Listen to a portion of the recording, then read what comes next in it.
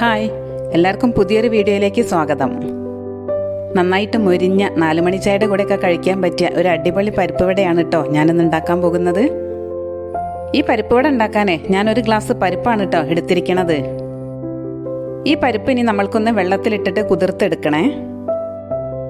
പരിപ്പിലേക്ക് വെള്ളം ഒഴിച്ചതിന് ശേഷം 45 മിനിറ്റ് നമുക്ക് ഇതൊന്ന് കുതിർത്തെടുക്കാം. ഈ 45 മിനിറ്റിലും കൂടുതലൊന്നും പരിപ്പ് കുതിർത്തെടുക്കണ്ട കേട്ടോ. അങ്ങനെ കുതിർത്തെടുക്കുമ്പോൾ നമ്മൾ അരയ്ക്കുമ്പോഴേ അത് വല്ലാണ്ട് അങ്ങ് അരഞ്ഞു പോകും. പരിപ്പ് നന്നായിട്ട് കുതിർന്ന് വന്നിട്ടുണ്ട്. ഇനി ഇത് കഴുകി വൃത്തിയാക്കിയതിന് ശേഷം മിക്സിയുടെ ജാറിലേക്ക് ഇട്ട് കൊടുക്കാം. ആവശ്യത്തിനുള്ള ഉപ്പും കുറച്ച് വെള്ളവും ചേർത്തിട്ട് നമ്മൾക്ക് ഇതൊന്ന് മിക്സിയുടെ ജാറിലിട്ടിട്ട് അടിച്ചെടുക്കാം. അപ്പം നിങ്ങൾ അരച്ചെടുക്കുമ്പോഴേ നന്നായിട്ട് അങ്ങോട്ട് അരച്ചെടുക്കണ്ട കേട്ടോ, ഒന്ന് ക്രഷ് ചെയ്തെടുത്താൽ മതി. ഇതാ ഈ ഒരു പാകത്തിൽ വേണം ഇത് അരച്ചെടുക്കാൻ. പരിപ്പോടെ ഉണ്ടാക്കുമ്പോഴേ ഈ പരിപ്പൊന്ന് കടിക്കാൻ കിട്ടുമ്പോൾ അതൊരു നല്ല ടേസ്റ്റാണ്. അപ്പോൾ അതുകൊണ്ട് തന്നെ ഈ ഒരു പരുവത്തിൽ അരച്ചെടുത്താൽ മതി കേട്ടോ. ഒരു സവാളയും കുറച്ച് കറിവേപ്പിലയും ഒരു പച്ചമുളകും ചെറുതായി അരിഞ്ഞതിന് ശേഷം ഈ പരിപ്പിലേക്ക് ചേർത്ത് കൊടുക്കാം. പിന്നെ ഞാൻ ഇതിലേക്ക് കുറച്ച് പൊടികളും കൂടെ ചേർത്ത് കൊടുക്കുകയാണേ. എരിവിനാവശ്യമായ മുളക് പൊടി, കുറച്ച് മഞ്ഞൾപ്പൊടി, ബിരിയാണി മസാല ഇതും കൂടി ചേർത്ത് കൊടുക്കാം. ഇനി എരിവ് കൂടുതൽ വേണമെന്നുണ്ടെങ്കിൽ മുളക് പൊടിയുടെയും പച്ചമുളകിൻ്റെയൊക്കെ അളവ് കൂട്ടിയെടുത്താൽ മതിയേ. അപ്പോൾ നിങ്ങൾക്കെല്ലാവർക്കും വീഡിയോ ഇഷ്ടപ്പെട്ടാൽ ലൈക്ക് ചെയ്യാനും ഷെയർ ചെയ്യാനും കമൻറ്റ് ചെയ്യാനും ഒന്നും മറക്കരുതേ. പുതുതായിട്ട് വീഡിയോ കാണുന്നവരാണെങ്കിൽ സബ്സ്ക്രൈബ് ചെയ്ത് സപ്പോർട്ട് ചെയ്യൂ കേട്ടോ. എരിവിനാവശ്യമായ പൊടികളൊക്കെ ചേർത്തതിന് ശേഷം നമ്മളിതിലേക്ക് കുറച്ച് അരിപ്പൊടിയും കൂടെ ചേർത്ത് കൊടുക്കണ്ടേ. ഞാനൊരു 3 ചെറിയ സ്പൂൺ അരിപ്പൊടിയാണ് കേട്ടോ ചേർത്ത് കൊടുക്കണത്.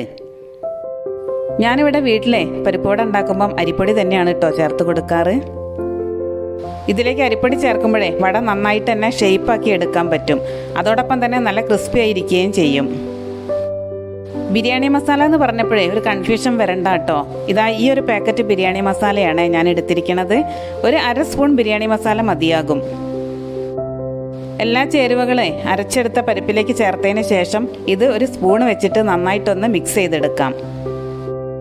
അതിനുശേഷം കൈകൊണ്ട് തന്നെ ഇത് നന്നായിട്ടൊന്ന് കുഴച്ച് സെറ്റാക്കി വെക്കാം.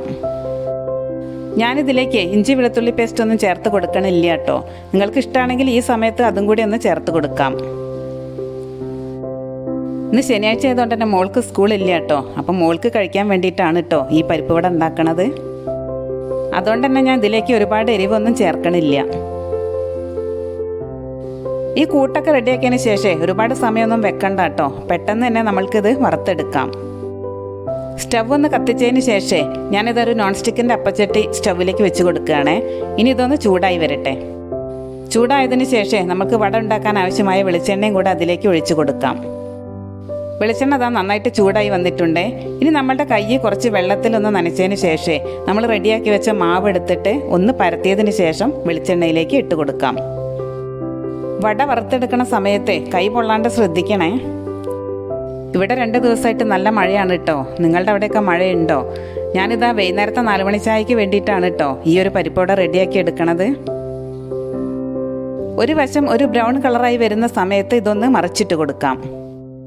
ആദ്യത്തെ ട്രിപ്പ് വട റെഡിയായപ്പം തന്നെ മോളെടുത്തുണ്ടായി കഴിക്കാൻ തുടങ്ങി കേട്ടോ.